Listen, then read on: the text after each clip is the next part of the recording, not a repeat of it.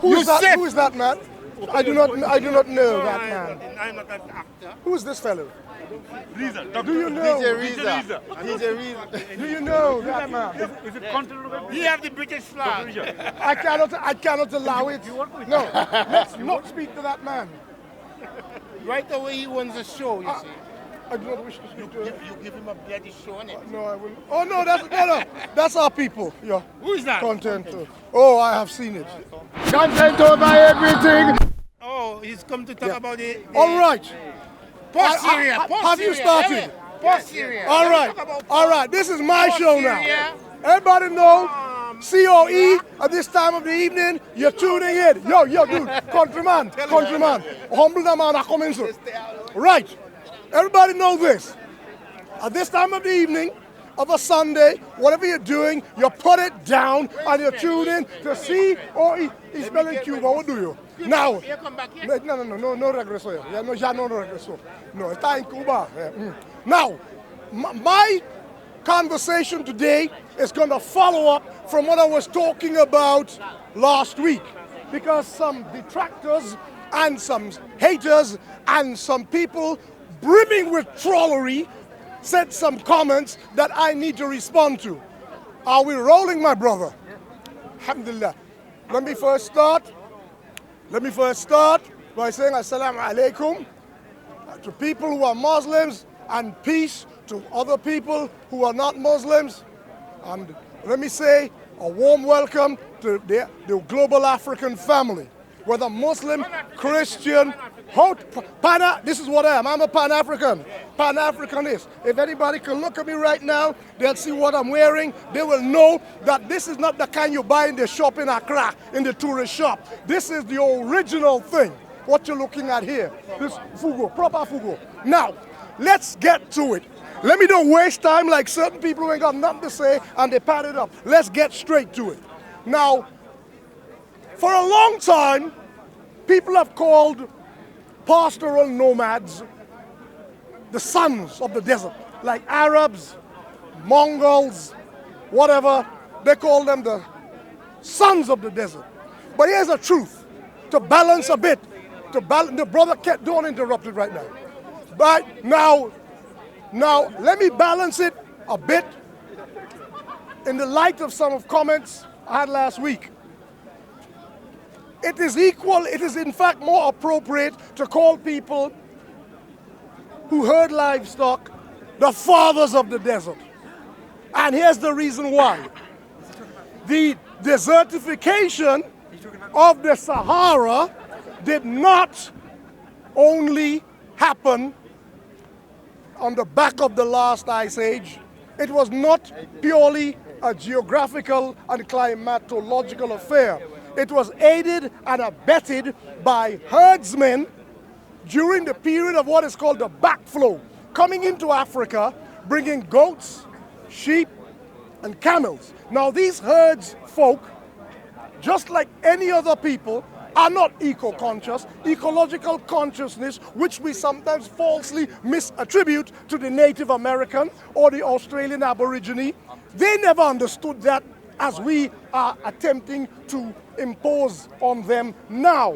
They just did what they did. And because their numbers were small, they did not adversely impact the environment.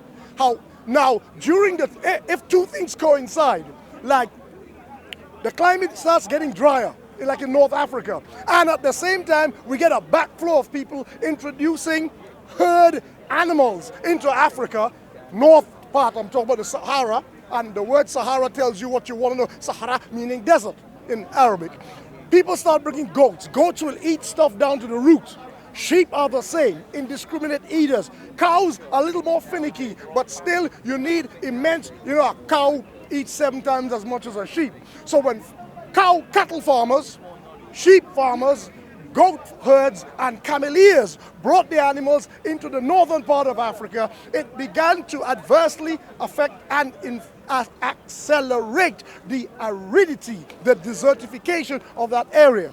Now, what am I talking about and why am I discussing this? I'm discussing this because there is a notion that the Fulani and these people, the herdsmen, I'll meet you at a point. You need to actually use your two ears and not your mouth. Listen twice as much as you're speaking. I've spoken Right? almost nothing. Now, I heard you heckling on the corner there. I heard you. Now, I'll meet you at a point. Now, what I'm going to say here is this. We have to understand that, herding animals were introduced into Africa. Goats, apart from the African pygmy goat, goats were introduced. Cattle were introduced into Africa. Sheep were introduced. They were not. People assume things like tomatoes. How many Nigerians are here? Do you eat tomatoes paste in your soup, in your stews? The tomato was introduced into Africa. Any Italians here? No Italians here? Well, they might think tomato belongs to them too. Tomato has nothing to do with Italy. It has nothing to do with Africa. Similarly, you see, listen, where's content? This man, this small island Trinidadian here, who's heckling, who knows nothing, who didn't even understand that Walter Rodney, his thesis was on the Upper Guinea coast. Y'all heard him before. He's interrupting your lecture. You're interrupting the man's listen, you're interrupting the man's tape. You're cutting the man's wisdom. Countryman, you're cutting the man's wisdom. Unlock. Oh my God, she's here. You're bored. What you doing here? You must be bored. Who are you to judge? King. Who are you to judge? There's only one judge. Yeah? So you've got no right to judge that person. Listen. You see that man? Come and show your face. That's my countryman. You keep out of this. That's a family affair. It's a family affair. You keep out of this. You don't meet here. Exactly. They're trying to derail the subject. Hey, Trinidadian. Yes. Trini, you're derailing the subject, man. Trini! Everything came from Africa. Everything came from Africa? Everything. Yeah? You know. Tomatoes came from Africa? Forget tomato. Ghana is one of the foremost producers of cocoa. You Cool yourself. You just come like You want to white speak man the who local say language? it's Only hard, only hard, boy. Now, cocoa, you see, you got quite a spoken his language. Now, cocoa is grown in Ghana. Cocoa. The man won't let me stop. Oh God, He won't let me. I gotta heckle him right back. Can I ask a question? Trini, yeah? Ask anyway. At the beginning of your speech, you said something about don't hurt Desertification. any animals. You said don't hurt any animals. Are you vegan? No, don't try to derail. We'll do it. We did that 2 weeks ago. You weren't here. Well, I did hear. Have you got a note from your mother? You weren't here. Well, we did that, right? started in Africa. Yes, we know that. Listen, this is a case of the bleeding obvious. Listen, you want to give a lecture on the bleeding obvious? Come and stand here. We know this. We streets ahead. We're talking about desertification and the massacre of 100 Fulani in Mali. That's the discussion. This is part 2. Boy, you need a lot. You asked me when that happened? Man, you need a lot. Seriously, you call yourself an Afrocentrist. You call yourself a Pan-Africanist, and you don't know that a week ago, 100 Fulani were massacred in central Mali by the Dogon militia? I gotta carry on then. Okay, leave it. I can't. This cannot be a dialogue any longer. Let me continue my lecture. Now, that's natural disaster.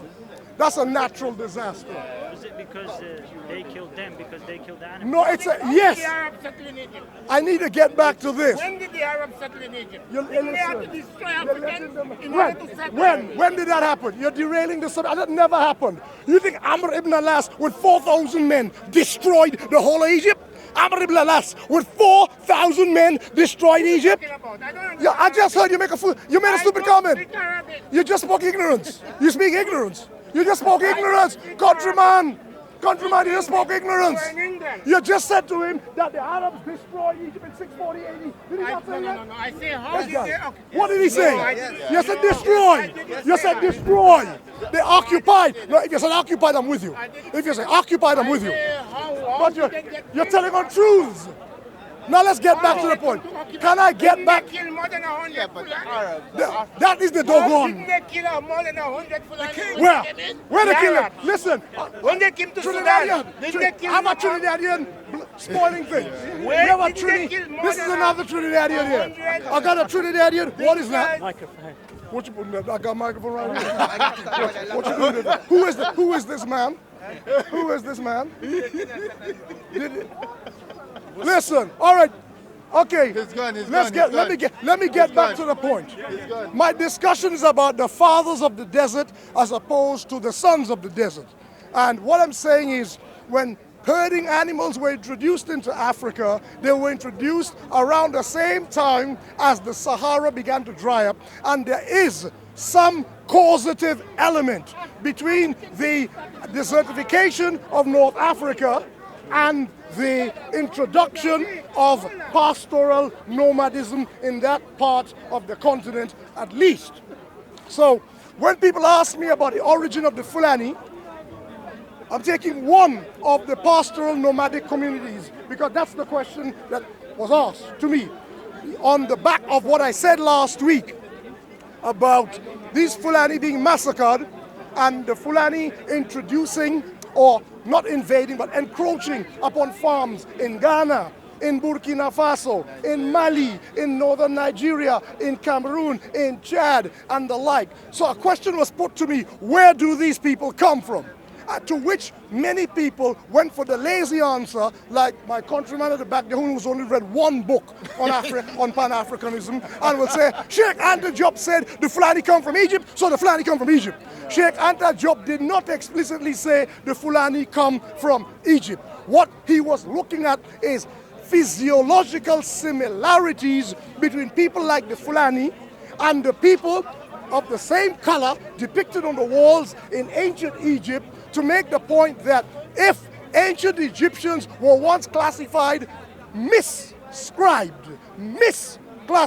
as white people, the same can be said of the Fulani, because in effect they are the same color. Now we do not take that to a logical, false conclusion that everybody who lives in West Africa originated in Egypt. We have to instead think of it this way. There was desertification happening in North Africa. Think of that area as green as England today. The Sahara, even if you cannot imagine it, was as green as England is today.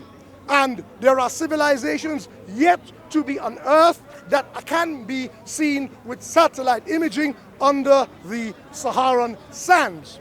Why and what happened there is partly climatological, partly overgrazing.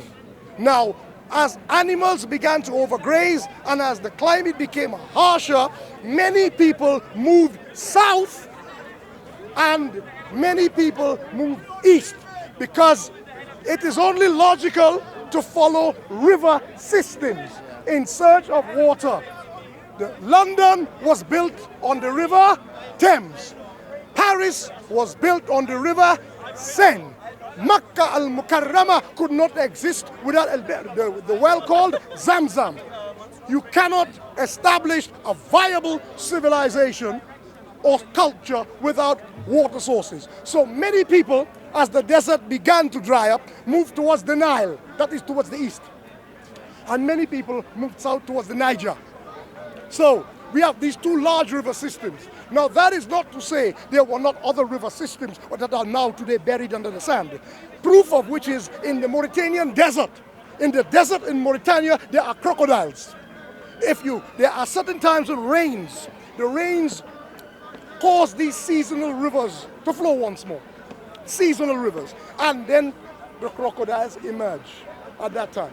So, because reptiles have the ability to last sometimes up to 1 year without eating, crocodiles have managed to adapt to the aridity of this and the lack of water in what is today called the Sahara Desert. But it is proof.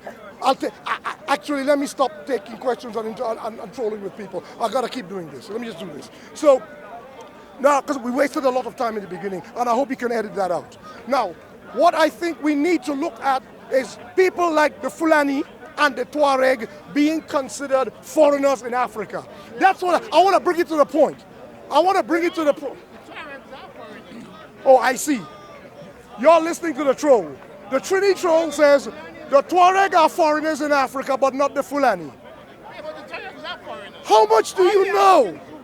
How much do you know? Listen, you're derailing again. Now, the point I'm trying to make is certain peoples left the desert. The Egyptians came from everywhere. The very nature, the fact is, from the south. They didn't come from north. Trinidadian. They came from Africa. Trinidadian. Central Some came, African area. yeah, some came from the west. Central, Some, yes. The Nile, Wait. The Nile River did not start from Egypt. Listen. It ended in Egypt. Yes, Yeah. No. That's lazy. That's lazy again. The south people, That's lazy. Egypt That's used lazy. to look to the south. That's lazy. To pray. Look, When they that's were it. praying to That's God. Chancellor Williams. You're channeling Chancellor Williams now. Put that book down. I don't Put like Chancellor it. Williams down. I don't like it. Put Chancellor Williams down. That's ABC stuff. Chancellor The Williams. point, yeah. That's ABC stuff. Yeah. That's entry level. That's entry level stuff. Put that down. So what happened? Because he likes the book because it got pictures. They got pictures in it. No, Those are Chancellor drawings. Chancellor They are Williams. drawings. They're drawings. They're not real. They're not photographs. But you see what's going on here? I'm having to bat this back all the time. I'm trying to make a point. So what happened is, What is wrong in it? listen, we'll have to move this here. We're going to have to move this away from this guy. I don't know Can why you take that Trinidadian and tranquilize that it? idiot, Right. Oh, you got tase on you? Tase that Trinidadian. echo in his voice. Right. My point is this. The When- Egyptian came from the south. Only. So they came from nowhere else. No other From people, Central no Africa, other people fed into from the the Egyptian Congo, civilization. No other people fed into Uganda. That's What are the lazy. countries the The man's Egyptians read migrated one from? book. What from Read the another. Arab Arabia? Read a Trinidadian. Read another book. Right? Now, what we find are civilizations. There are civilizations. Come back to me. Come back here. There are civilizations. Yes, don't sweat on camera. Look, there are civilizations in the Sahara to which ancient Egypt owes a lot of their origin. Napta Playa, these places. What he is saying is not incorrect, but that's a tiny part of the story. But that is lazy analysis when all he can do is talk about the little he knows. There is more than just ancient. So we're talking about the whole civilizations here in the Sahara, some moving towards the Nile, some moving towards the Niger River. The Fulani, let's bring it to the point. The Fulani would be among those ethnic groups, the last perhaps to leave the Sahara as the desertification took place, moving south towards the water source, which was the Niger River. Proof of this, countryman, Tendamari. Proof of this is that, man, you're spoiling this tape, you're trolling too much. There's a limit to trollery, right? Now, it's a Trinidadian disease. It's a Trinidadian disease, I understand it, right? Now, listen, so what happens is this. If you look at the early civilization or kingdom of the Fulani peoples or the Fulani-speaking peoples, the Pulde, but in that part of the world they call it Pular, it was Futa Toro, which is today called Futa Toro in Senegal, which the kingdom back in those days was called Tekrur. It established itself as a kingdom perhaps around the 8th century, but by the 9th century it was Muslim. And we remember a king, but no, you see, that's Mandinka, that's later, that's 13th, 12th, 13th century. Can I not lose my flow? You see, I'm doing this unscripted and ad hoc. This is off the cuff. I don't have notes in front of me. So every time he does that, I lose what I'm trying to say. Right? Sundiata was his father. The name is Sundiata. He can't even pronounce the name. Pronounce the was name. his father. That's not how you... Sundiata was his father. Sundiata. And was he a Muslim? Sundiata. Not Sundiata. Sundiata. Sundiata. Was he a Muslim? Sundiata, rather. Is it Was he Sundiata? a Muslim? Is it Sundiata? Was he a Muslim? Excuse me. I asked you a question. It's called Sundiata. Sundiata. Because you're an idiot.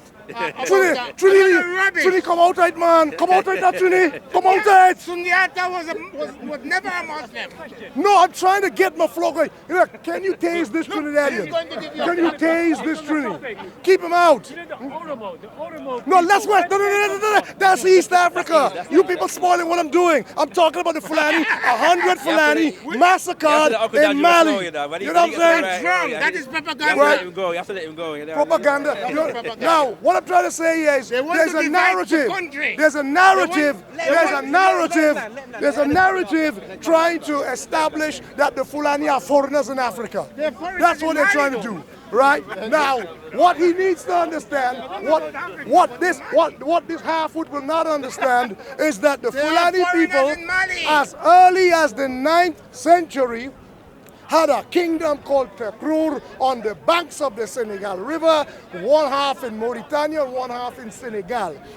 One of their most famous kings was called Warjabi in the 9th to the 10th century. Now check this. Everything I say is, you see, he's slow on it. Where the Dangara people? There's no such people called Dangara. I'll teach you. Let me educate you again. Let me educate you. The word is Wangara. The word is not Dangara. Stop, listen. Where are they from? You need to take your ginkgo biloba, but it helps with Where the memory. are they from? Take your medication for your memory. Where are they from? Right. Wangara are Mandingo people. Right, where are they from? We know that. They are from, let me give you the towns. Nyani, Kirina, and Kabakangaba.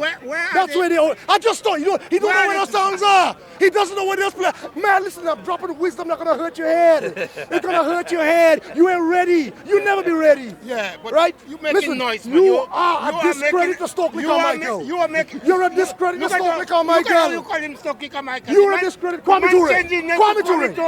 And you calling him Stokely Carmichael. You're a discredit to Kwame Ture, man. Don't tell anybody about Trinidad. Don't tell anybody about Trinidad. You represent Arabia. Listen. Yes. I don't take away Trinidad passport. Where's Stokely?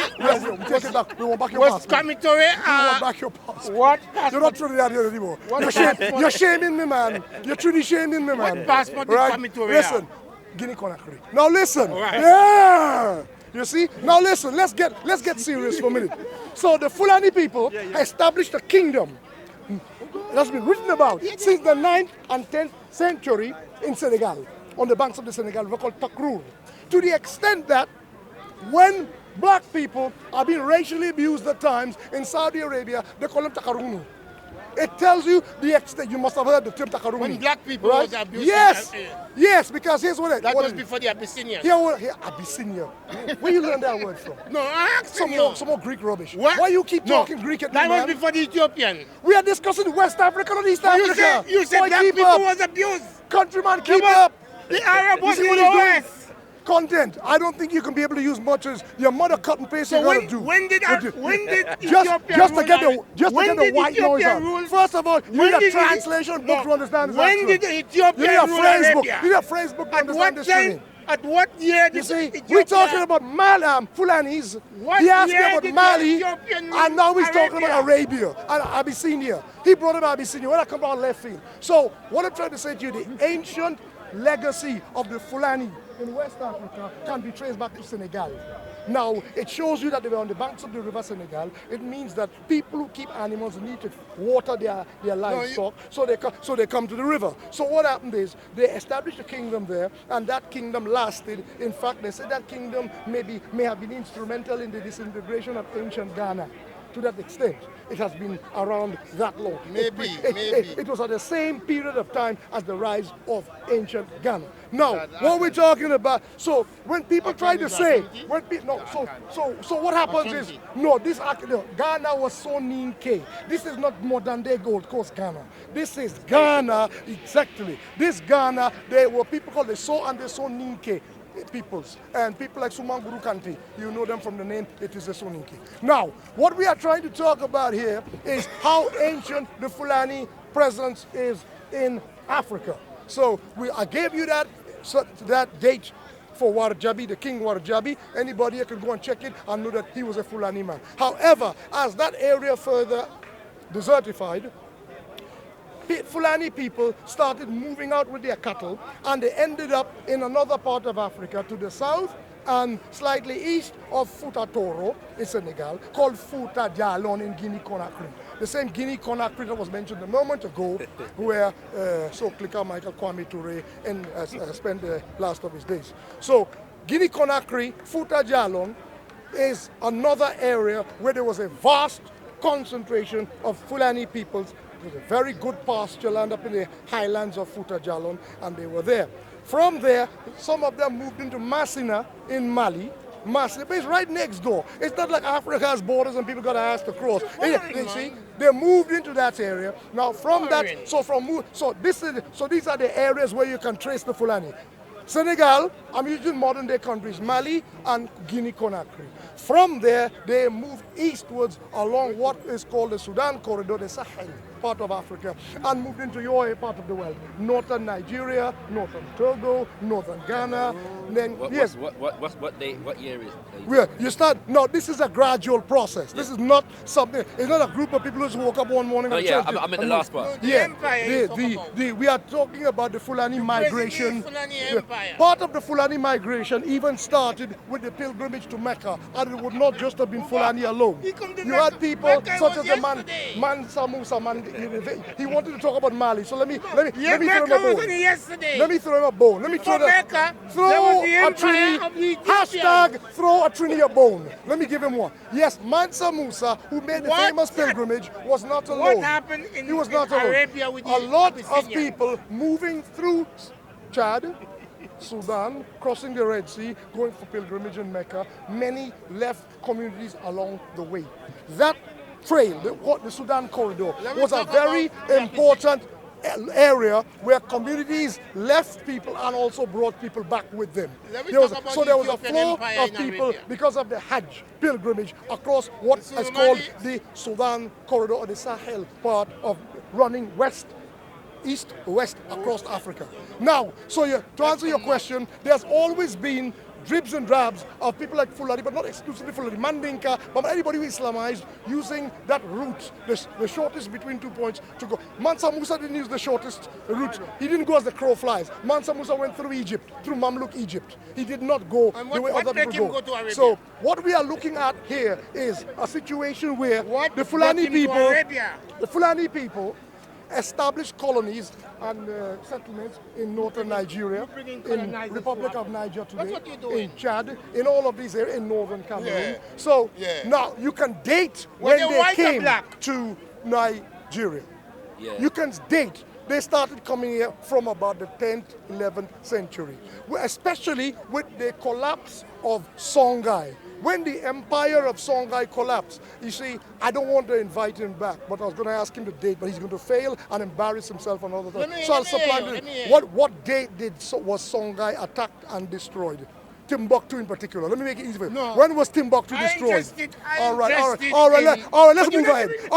You can't answer. You can't answer. I'm sorry. I shouldn't have embarrassed you like that. I shouldn't have done that. I shouldn't have done that. Let me ask you, 1591. what year did Ethiopia rule Arabia? Now, we had Abraha, that's old hat. Abraha is old hat. Abraha is old Anything hat. African We're talking about everything Arab. So Fulanis are not Africans.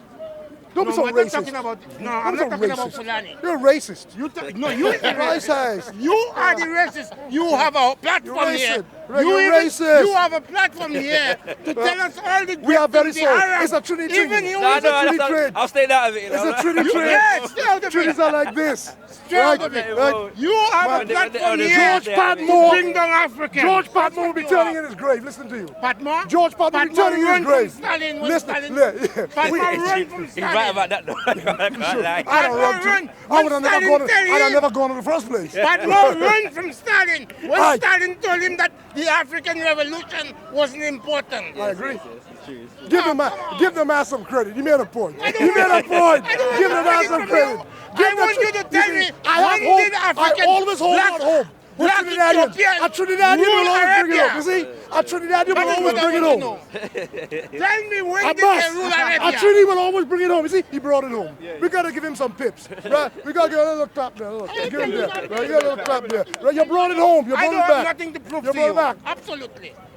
Now, we get into the point of saying Fulanis are aliens in whichever country they are.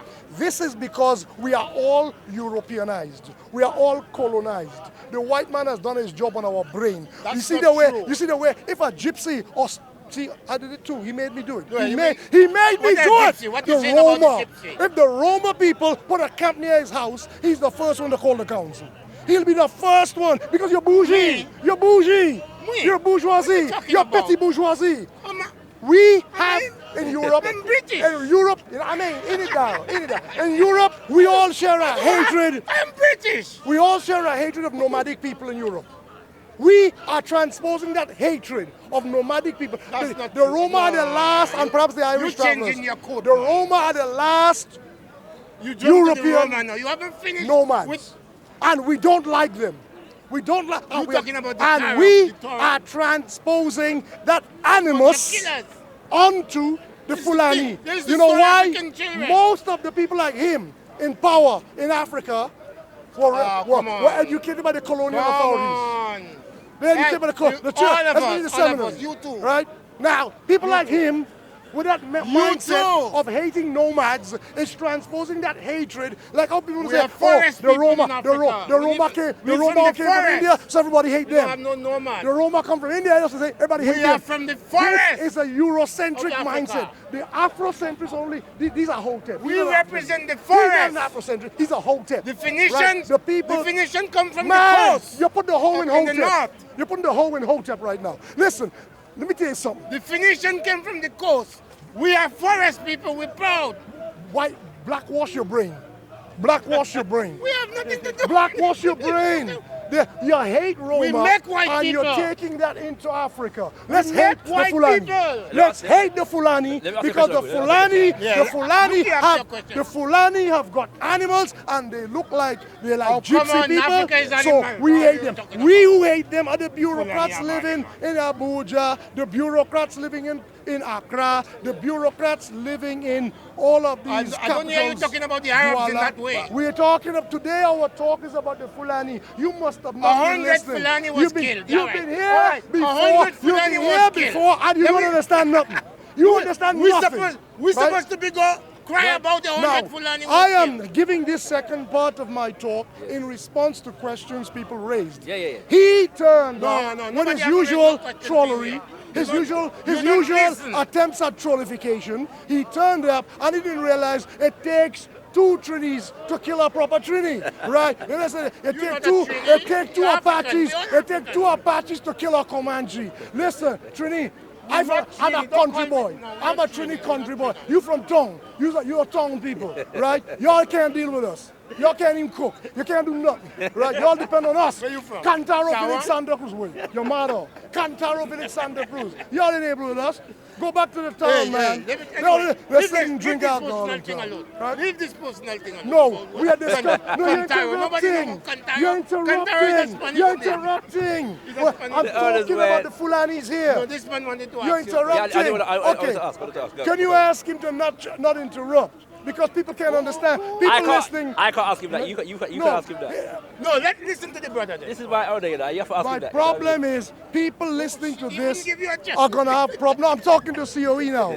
Content. People listening to this are gonna struggle to keep You a say thread. question time. Right? No, I never said it's You question did. time. This No, I'm is asking- he, when you he finish, got I'll a ask he got a dispensation. That's all it is. Hit me. Go ahead. Yeah. So you've given I that. haven't, No.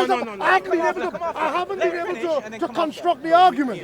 I haven't been able to, because of this Eurocentric, because of this Eurocentric, hating on Roma people and hating on Fulani because the white man told me hate Roma. He said that was question. We have a problem here. He's interrupting the whole time. Yes, my brother. Yeah. Yes, young So brother. there are two things. First of all, thank you for raising this issue. 'Cause I didn't know about it until I saw the video from last week where you were talking about it. But my first question is, when you give the migration pattern, are you saying that the people were known as Fulani for that whole period? Okay, let me give the best person to explain this is no less a savant than the great Amadou Hampâté Bâ. If you want to understand anything about the origin of the Fulani people, you read French? No. He is I'm learning though. Yeah, he's from Guinea and Mali, Okay. and of course his writing was translated from Pular, his language, into French. So the books I have L'Enfant Peul and Oui Mon Commandant, these two books that I own, I have them in French. But what I do have on Facebook, I have a couple pages photographed, which I will put perhaps direct to you, tag your name in it, or we could talk about it. But I'll tell you a précis of what it says. What he is saying is, wherever the Fulani go, because of their geographical sweep in so many countries, they are given different names. It is his people who call them the Fulani.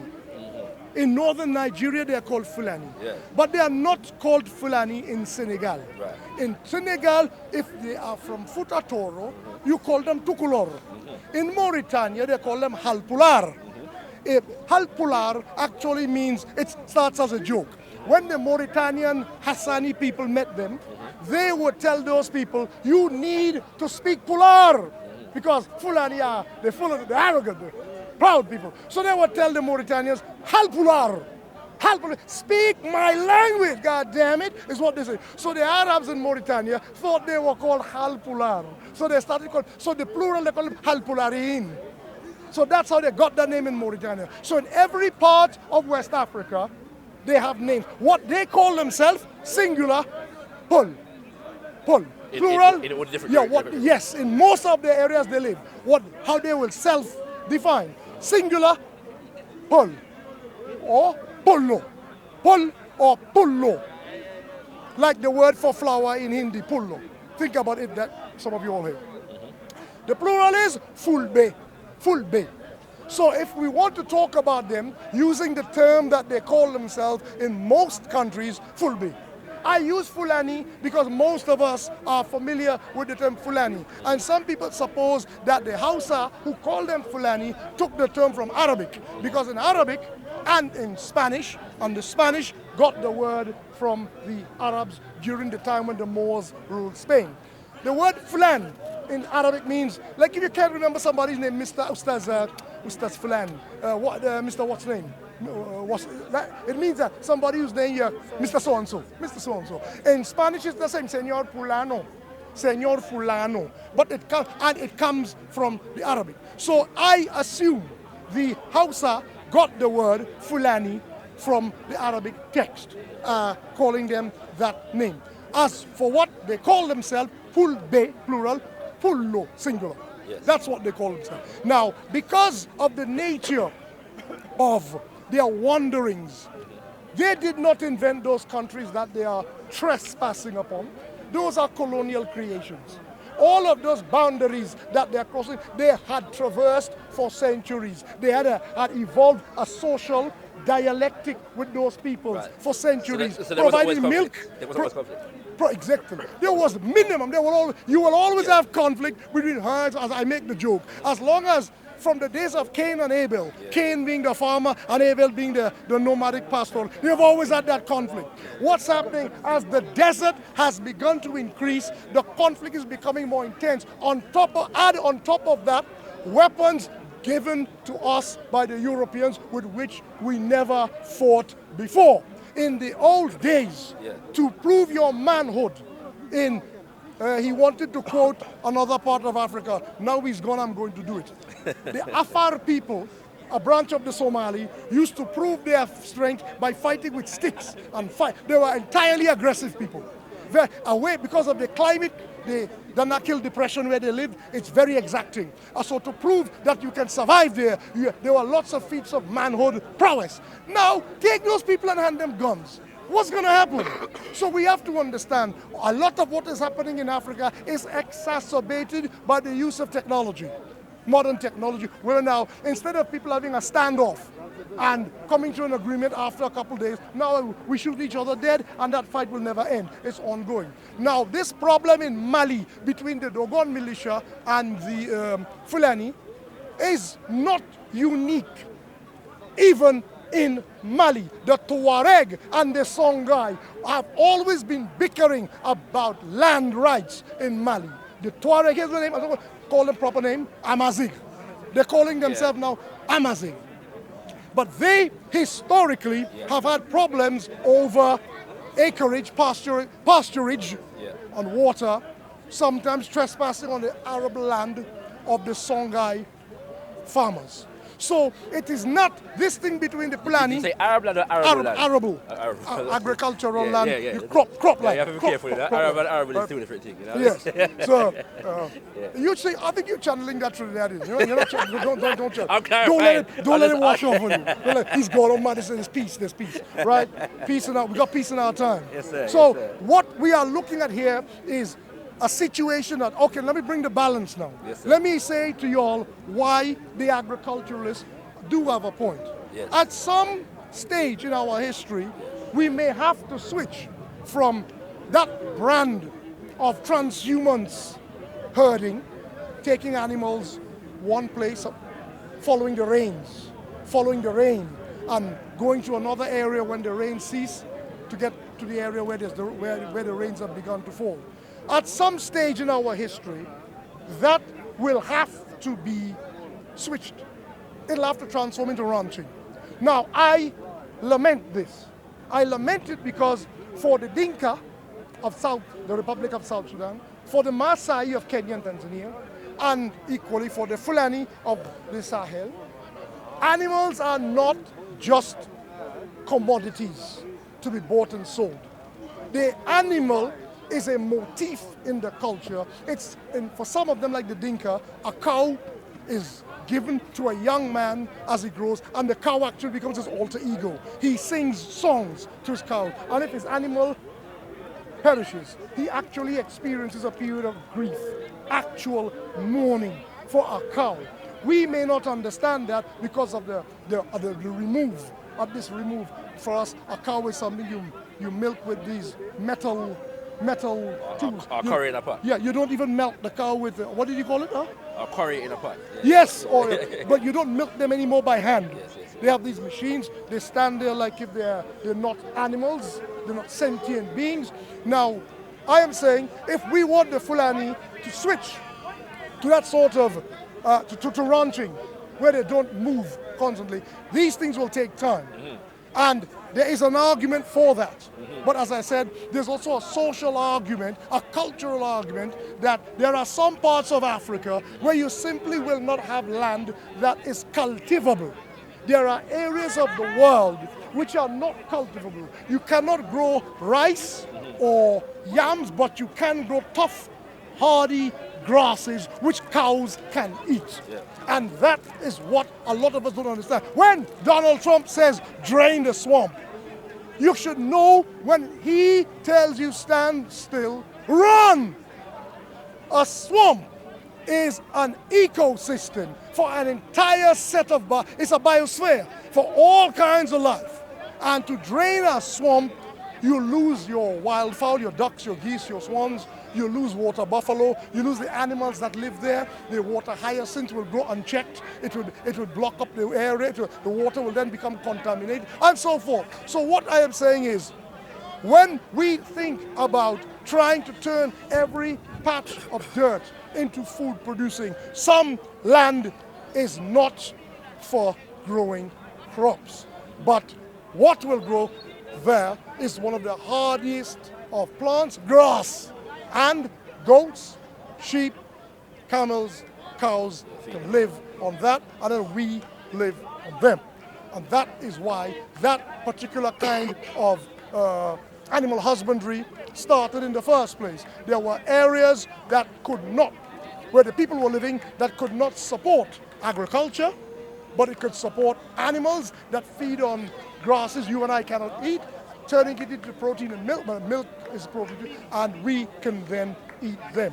So our agricultural scientists in Africa need to be cognizant of that and try to resist the bias that I was talking about earlier. How we hate the Roma in this country. We have an instinctive hatred for them. And part of it is because they're people who, we say they don't pay taxes and they mess up the place. But it's because they have that freedom to move. And you're saying that's how people see the Fulani? Yes! The leaders in Africa are colonized. But let me ask you this, because my understanding, because obviously we're dealing with West Africa, yes, and there's a lot of complex history in terms of groupings and in terms of disputes, and which are only conflated further by the introduction of Europeans and the colonial process and them kind of things there. Yeah.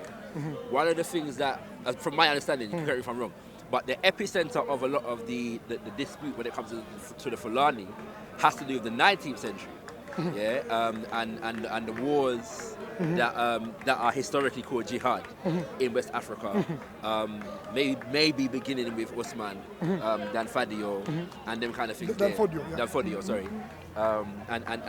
So from my understanding, that's the epicenter. So whereas I'm appreciating the history that you're giving, the epicenter of the present day differences begins there, and has just been compounded over years, complicated by the relationship that eventually took place between the British in particular, and how they curry favoured different groupings over another for the sake of annexing power, creating alliances to thank you very much, for influencing them kind of things there. And so first of all, it begins with the Fulani and Osman Dan Fodio and his intention in terms of Islamizing the area, particularly the traditionalists of the area, and then whatever alliances were made or perceived to have been made later on in the 19th century with the British, in terms of annexing of Nigeria, particularly because the British were fighting with France, and just what I'm saying, and so formed alliances with different groups in order to fend off the French, but some other groups in the process, and that has just continued. So there's never been peace in Nigeria for over 100 years because that situation has never resolved itself. Not even just with the Fulani, but with the Hausa, the Igbo, the Yoruba, and so on and so forth. So that's my understanding of the thing. So to what extent, I'm asking, is it really that 19th century history that is influencing the current situation? All right, that's a very good question, and in fact, I was going to come to that. Right. The situation in northern Nigeria is a curiously complex one, because it is more, what you're saying is, if there is animosity, deep-rooted hostility, that was more in the easternmost extent of the Sokoto Caliphate at Damawa province, which bleeds into northern Cameroon. Now, here's the funny thing about this. For the most part, most of the people that Usman Dan Fodio's jihad was waged against were already Muslim. The Habe kingdoms of the Hausa states, they were never really a united house. There wasn't a Hausa empire. Right? For people who think that there was a Hausa, there was never a Hausa empire. There were Hausa states, Daura, Kano, and so on, before Usman Dan Fodio's jihad. Usman Dan Fodio was a reluctant jihadist.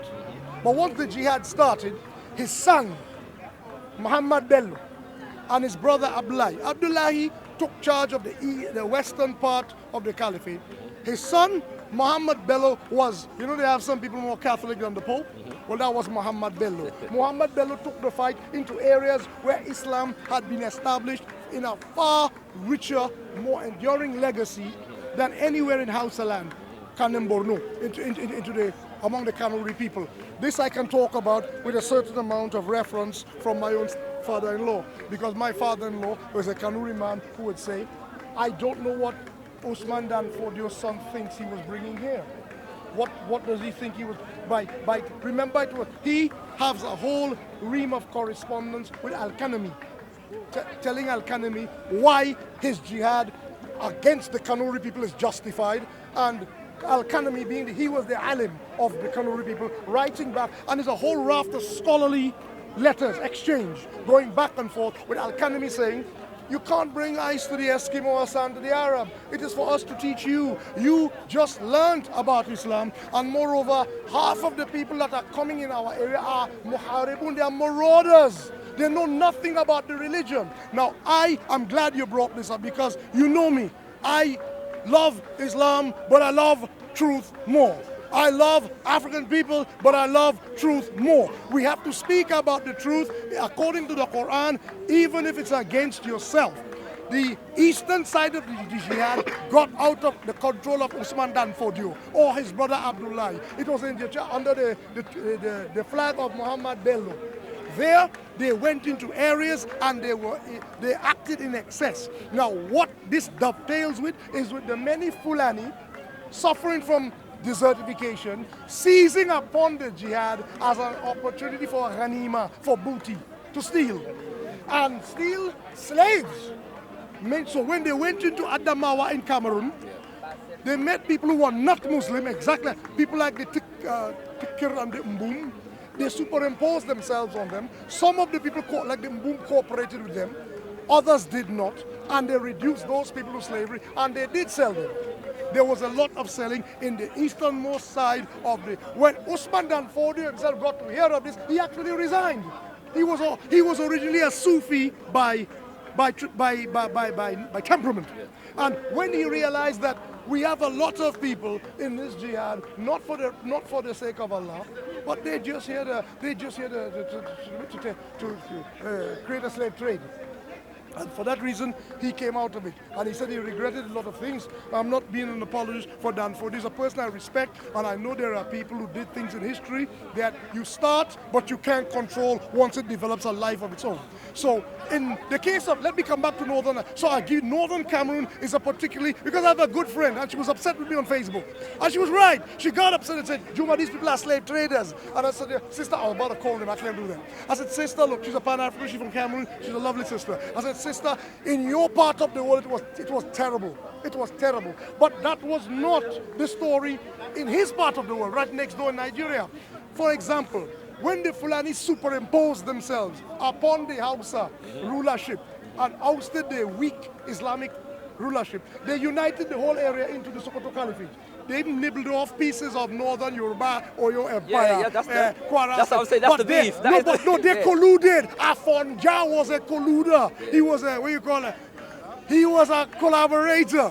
He did that. He is the one caused that the Kwara state today is a Yoruba state, but the rest of Yoruba find that these people don't act Yoruba. First of all, they are all very religious Muslims, and they are not that they are not other Muslims in the rest of Yoruba land, but they find them, it's because they have been they were under the Sokoto Caliphate, and they enjoyed being there. So I'm going to have Afonja. But the point I'm trying to make is when you look at his part of the world, it is very hard to say, and he can come in after when he's finished on the phone to speak for himself. It's very difficult to say, and I want to interview him about this one day or somebody like this. It's very difficult to say where Fulani ends and their Hausa begins. Right. The integration in that particular area where he comes from has been like that. It has not been a relationship, but as you say, there were non-Muslims there who practiced Bori, and they did enslave them. There was enslavement. In fact, Professor Humphrey Fisher says, quoting Heinrich Barth, at the time of Lord Lugard, half of the population of the Hausa region was slaves. Half. That is why in Hausa land, you do not ask people too deeply about their origins, because to do them credit, there is no sense of inferior or master. But if you dig deep, you can discover some people had slave origin, and it is preferable to not discuss it. It's different from, say, in Senegal, where in Senegal and in Mali, a caste system prevails. So you can actually know where a person stands in society, his social standing by his surname. Most African cultures don't have surnames, but in Senegal, in Mali, in Guinea-Conakry, and in the Gambia, people have surnames. So that's why you have when the book Roots was written, the man could trace his lineage because he had a surname Kinte. Kinte. Most Africans, what is your name? Amin. Amin what? Bala. Bala. This Bala. Bala Amin. Bala Fulani. Bailo, Bello. Bala is like you're born on Wednesday. Oh, okay, that's different one. So that's how's that one? Balarabe. Balarabe. Now, if you say to me, you see, these dudes underestimate what I know. If he drop it like he should have dropped it, I don't understand. Balarabe. All right, the point I'm trying to make is this. With most Hausa, they don't have surnames. Like, okay, you have a prominent family like Dangote, Dantata, Buhari, Gidan Buhari, the business people, and so forth, or Bapa, or Galatanchi. I live there, I know what I'm talking about. Okay, this is my home. That's my in-laws' country, right? So I've been there, I know it well, right? So that's why I can't have discussions with people like that Trinidadian trolls. I'm sorry, I can only joke around with them at that stage because he can't know what I know. He can't. No. So my wife was upset with me. She doesn't like me coming here. She said, Juma, I'm sorry. She said, the place is beneath you. She said, you have to end up contending with people like that. I said, no, I want to learn I want to remain a person of the people. I should be able to go and talk, do a TED talk, and be able to do this too. You know what I'm saying? Yes, sir. You Yes, sir. have the potential to do a TED talk, but that doesn't mean we are here too. And being here, we're not patronizing anybody. We're with everybody. That's how I see it. You know, when in the house, like, Gaya, Gaya, ha! You understand? You see what I'm doing? I'm trying to let y'all get grounded, get back where you come from. I'm using terminology, I'm using doctrine, and he's supporting me because he knows that I know. That's a man who knows I'm boasting. I'm just saying this to appease my wife because she's banning me from coming here. So she's banning me from coming to this place. So I'm trying to let people understand we're taking it up to a level. It's at a level. It's at a level. Now, the brother is saying this. He said in Hausa land, the relationship that the Fulani broke with the jihad has affected, it bleeds into the present day relations, how people see the Fulani. As if not jihadists, but invaders. That you came from somewhere else, take yourself back home. Yeah. Now, as a Fulani in Gida yourself, how would you respond to what young Bandaka is saying? Okay, get the question Can you again. differentiate between a Fulani man and Hausa man? Is it possible? I cannot, unless you're talking about Mbororo. Unless you mean Mbororo. Those words like Wodate in Republic du Niger. If you are speaking about, you know, the ones who do the Gerewal, the one who practice the Gerewal, who are, and half of them are not even Muslims, those Gerewal Fulani in the Republic of Niger. But this situation here is difficult. He is both Fulani and Hausa. I'm from Jamaica. We are both Caribbean. Antigua, yeah, from the See, Caribbean. Hausa is like Arabic. Yes. A Hausa man is someone that speaks the language. Yes. And someone that has embraced the culture. Yes. That's a Hausa man. That's how. Yeah. Okay. That's why we don't have A differentiation. origin. I understand. Yeah, I understand. No, yeah. I understand that. I'm just giving an understanding of. But I will not of the hide. history I will not hide of- from you the know what I'm saying? Cameroonian issue. Right. I will not hide from the fact that a lot of slave raiding. Right. Oh, good. A lot of people, Fulanis, joined the jihad in Adamawa, in Cameroon, for the purposes of slave raiding. And truth is truth. But I can't let my sister take that and make it the whole picture. That's not the whole picture. That is in the eastern part of the caliphate. All right. When you look at the other parts, you have this situation where the cultures blended. They were Muslim even before the jihad started. Yeah. They were Muslim. Whereas in Adamawa, they were not. Yeah. And that affects relations Yeah, to this day to this in day. northern Cameroon. Yeah. So then. But in Mali, it's different. The dynamic is different. In How- Mali, how? The dynamic in Mali is different. In Mali, that entire area had been, or more or less, with some isolated pockets of African worshippers, like the Dogon and the Banjagara area. The whole area was Muslim around the time of Mansa Musa. So from about the 12th century, Mali had enjoyed a relationship to Islam actually older than Hausa land. The Hausas are claiming that before Usman Dan Fodio, they got their Islam from the people that man mispronounced, the Wangarawa. They call them Wangarawa. The traders, Mandinka traders, had been moving through Ghana, from Mali to Burkina, into northern Nigeria, and it is claimed Islam arrived there peacefully in Kebbi and those places from the Wangarawa.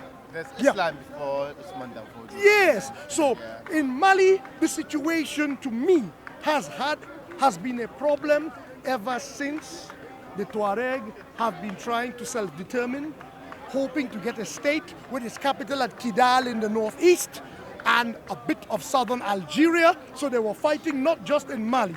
So a lot of people want to make it into a Tuareg black people thing. The Tuareg have been fighting with whiter people than them, the Algerian government, in order to get a state in the desert with its capital at Kidal. Maybe they wanted Timbuktu to be to be incorporated into that state. And to that extent, they would fight with the Songhai, because the Songhai people have historically always considered Timbuktu, which they had annexed from the Empire of Mali, as part of their homeland. So although their real homeland is Gao, the region called Gao is more the Songhai homeland. Still, so the Mali, exactly, yes. So the Fulani fight with the Dogon militia is an extension, in my opinion, of this Tuareg thing with the Songhai. What happened is, as I said in my last Okay, my brother. I'll see. Myself, I'm running very soon. I'll see you. Thank you. Thanks for your input. Now go there, well, like. Okay, Sanjima. Hey, to. Yeah? All right. Yeah. You are not an Hebrew now. You are just an African man. I know. Stop it. That man wishes you to be an Hebrew. Which one? Look, he's standing there. Oh, Shmuley. Yeah. He wishes you to be an Hebrew. Stop that. Do you know the Ebers? Why they ask for independence of Biafra? Like they want to all independence. Make the question loud so they can hear you. Do you know the Ebers? Why they ask for independence of Biafra? They keep pushing for it. The wealth is there. The wealth is there. Sorry, That what's is the the question? richest. Southeastern Nigeria. The Ebers. Ebos, yeah. Yeah, the Ibo tribe of Nigeria. Eastern Nigeria. Rich. Yeah, they're asking for independence state of Biafra. They're asking for independence state. Yeah, they want Okay. the whole. Yeah, that's since the late 60s. Since the, you know, with Biafra War and all that famine and stuff, the Federal Republic treated them very badly. Very badly. But that's again to do with the British.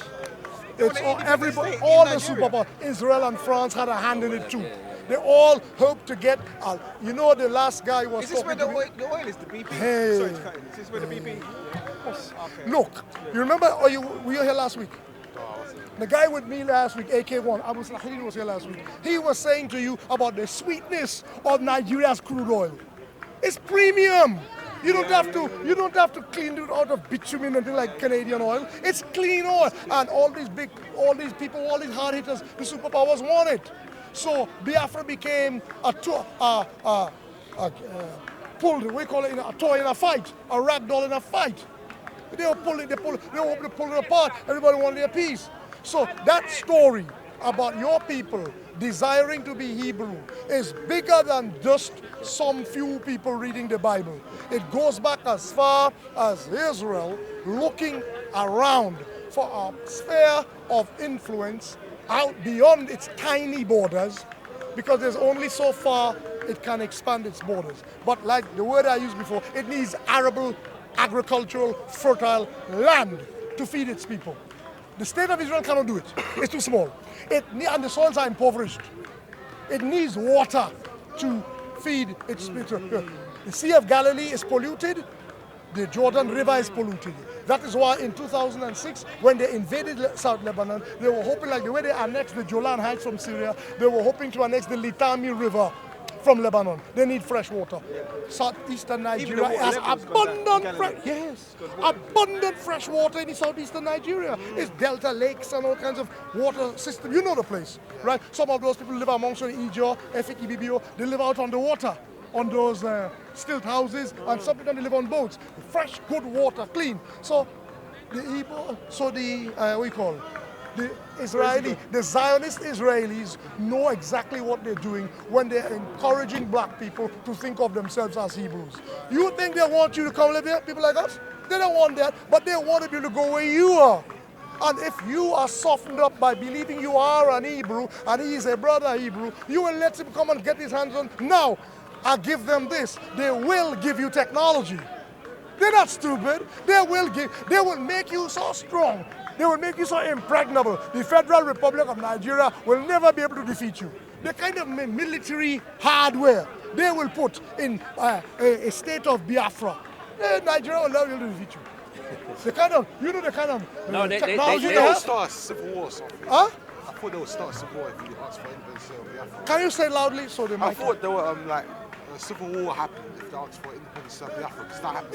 It happened in the 60s and 70s, early. I know that late was 60s. done by the British. That was Yeah, but the point is, it's only a few people asking for it, like Prince Kanu and one or two people who also think they are Hebrew. So to me, I think there's more than correlation, there's causation. That Zionist link with that, we are suddenly Hebrews, to me there's causation, they're related. It's linked.